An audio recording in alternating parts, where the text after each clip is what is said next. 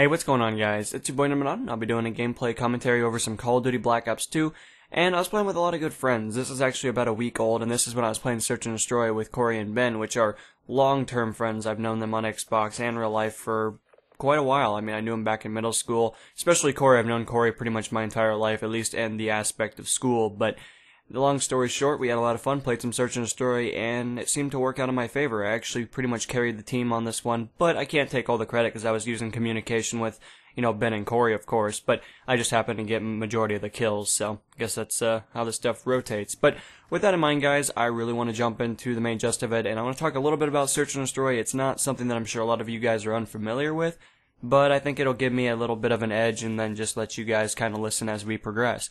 Search and Destroy has been in Call of Duty for a very long time. It's one of those playlists that I remember playing back in the day in World at War. I never played it a lot in World at War because I was not really a great player, but I did have a 2.5 kill death ratio, so I wasn't new to Call of Duty. I mean, I knew what I was doing. I had made a second account where I basically just wanted to be a tryhard.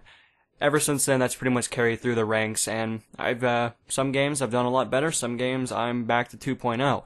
And I guess that's just how this works, It's kind of crazy to look back on how you used to play the games and how you used to be a different player and just kind of maybe combine a couple of links and just kind of understand the fundamentals of how Call of Duty has adapted and changed in some way or another, or it's continued along with its same path. Search and Destroy, basically, if you're unfamiliar with the concept, there is a total of 7 rounds, I think, because you only have to get, 4 wins. And with that in mind, basically the main gist of it is that if you win 4 rounds, you win, but you only have 1 life. And the reason I think I do so well in Search and Destroy is for the sheer fact that I played SOCOM. And I tried not to bring this onto you guys in this aspect like, oh, SOCOM takes so much skill. It doesn't take any more skill than any other game that you guys have ever played. It's just a way different curve for playing.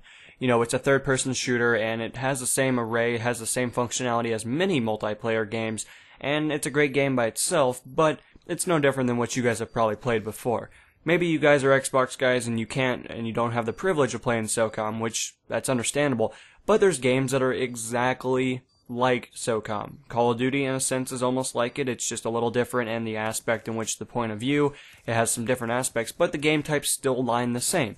1 life per, round, and you just kind of continue with your day. So that's why passive players usually are a little bit more successful. Not always. I'm not saying that's always true. Rushers can be very successful by themselves as well. I used to rush in Modern Warfare 2, and it worked quite a bit. I mean, obviously I wasn't just dedicated to rushing, but, when it came to Search and Destroy, that UMP with lightweight and marathon is pretty effective if you guys know what I'm saying.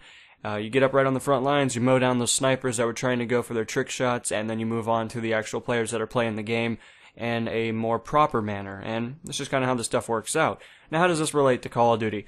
Well, in this particular gameplay, you guys will see me go from passive, and then I do go aggressive. I was using a submachine gun for a majority of it, or I think if I'm correct, the entire thing, but I'm not sure if I picked up another gun, but you guys get the gist of it. So I did have mobility, I did have the ability to navigate the map, and I had a little bit of experience, but again, I'm not a Search and Destroy player. I don't play Search and Destroy every single day of the week, and to be honest with you, I was kind of surprised when I got this one. I like playing Search and Destroy. Maybe I'll bring it to the channel. Maybe I'll make a playlist of it. I don't know. We'll see.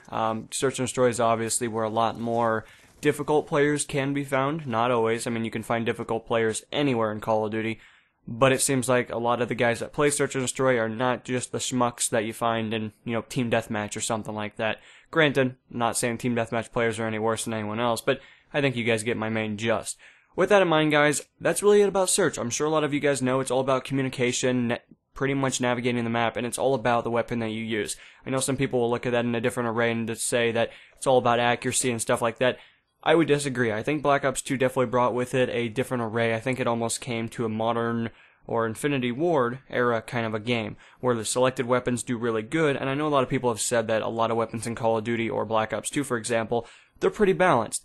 I would disagree significantly. I would say that the submachine guns are still light years ahead of the assault rifles in a lot of aspects. Granted, not all. Some assault rifles are very good, Type 25 being one of them, but in regards to just how everything plays out in Call of Duty and Black Ops 2, again, it's a little skeptical. There is some balancement that needs to be done, but it's a little bit better than previous titles. So I'm not saying it's just like Infinity Ward. Treyarch is probably one of my favorite companies, but in regards to this particular game, it's not my favorite. I think a lot of you guys have figured that out by now, as many times as I've bitched about it, but it's okay. You know, at the end of the day, I'll probably end up buying the next one, and we'll make another rant video when that one releases. So, guess with that in mind, guys, we're going to move on with the conversation. So, as a lot of you guys probably picked up, yesterday I did make a video, or hopefully this will get up by Thursday. It's probably going to be Friday, considering that it's 11:26 p.m. in the afternoon. I kind of fell asleep. I didn't have to work tonight, so I guess the main gist of it is that I did have the benefit of the doubt in making content for you guys. And I appreciate what you guys did last night for me. You guys really boosted my morals, in a sense, and you guys really got me back up on the horse, because I was a little down. You know, it kind of hit me in a different aspect. I know a lot of you guys are on my side, and I appreciate that, and there's not really a word that I can say that would make you guys all agree with my matters. You know, some of you guys care more than others, and some of you don't really. That's fine. That's perfectly understandable, because this is YouTube, and there is a billion people that can do my job better than me. That is fine.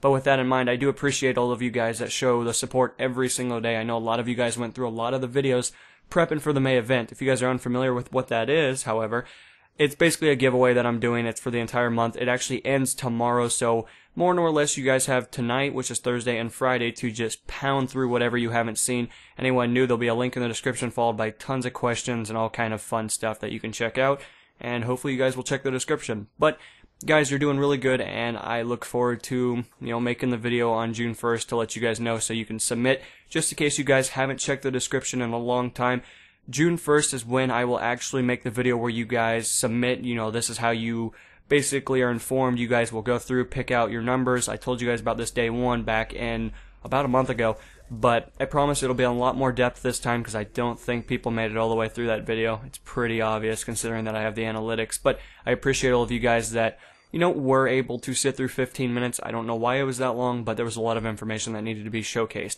In regards to that, June 2nd is when I will hopefully announce the winners. We'll see. I am not exactly sure. I almost want to wait a couple of days just in case some of you guys don't get the video. So just be imagining somewhere, hopefully in the next couple of days after June, it should be released with the winners. But I kind of want to give everyone a fair chance just in case you don't watch YouTube every single day like some people. So I guess in that aspect, guys, I'll keep you more up to date. But it should be in the next couple of days in June. Not a big deal. If it's another day or two, shouldn't be a huge deal to you guys. It just increases your chances of hopefully having some competition, which I guess is kind of good for YouTube.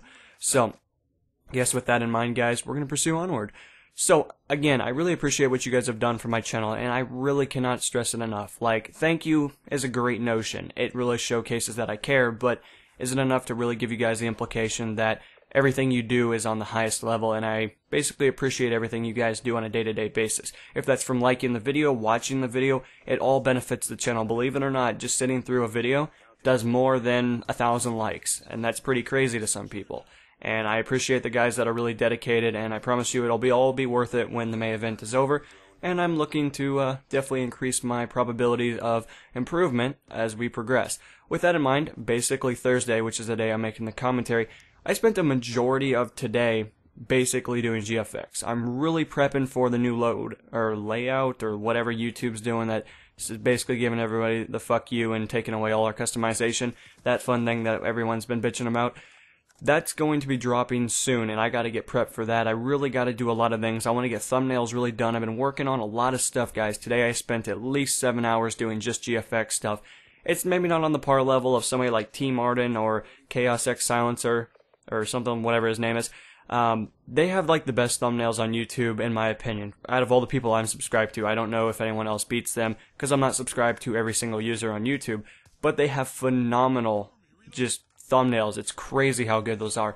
And I'm trying to almost implement that, but I'm not really copying, but you guys get the gist of it. I'm just trying to handpick a couple of things that they're doing right to maybe implement that into mine, because they're phenomenal. They're worlds apart from the competition, and I would like to have something to definitely showcase to you guys and give you a different array of, things to come. So, I'm going to try to get those pushed out this weekend. I know I told you I was going to do them last weekend, but to be honest with you, I kind of slept all day and just didn't really do a whole lot in the department of GFX. I kind of got done with one and then kind of lost motivation.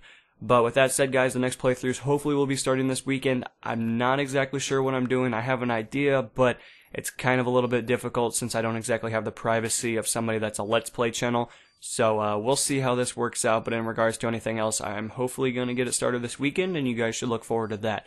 In regards to the finalized stuff of the commentary, that's pretty much a lot of the stuff that's going to be happening this weekend, GFX, and I'm going to really be focusing on trying to improve the channel. I really got to go through and fix a couple of things because there's been things I've been needing to do for a long time, but knowing me, I'm a little lazy, so it just makes a lot of sense to kind of slack it a little bit harder than I've been doing. And I guess that's really about it. I have some hardware showing up for the PC in a couple of days, and next week is when a lot of the fun should happen. A lot of you guys should be getting your gifts in the upcoming weeks, whoever wins. And I guess that's really about it, guys. So I appreciate what you have done. I look forward to releasing information regarding the May event in the coming days. If you guys haven't checked out all the videos posted in the last 31 days, it would be probably in your best interest to go through and see what you missed. So anyway, guys, this is going to be NMO. I'll be signing off, and I'll see you guys in tomorrow's video. Peace.